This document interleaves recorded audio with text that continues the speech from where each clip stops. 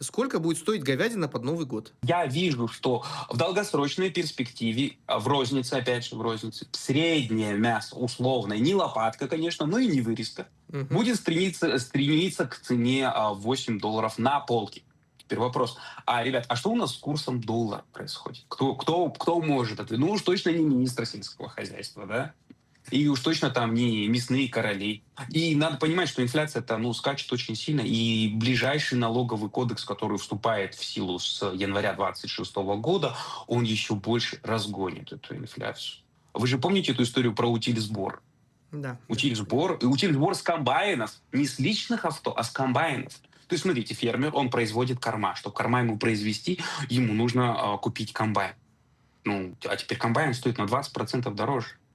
Он говорит: "Ну, окей, у меня нет других вариантов". Соответственно, ну и его расходы стали больше. И, соответственно, он эти расходы-то хочет куда-то переложить. На кого, как не на потребителя, ему перекладывать эти расходы?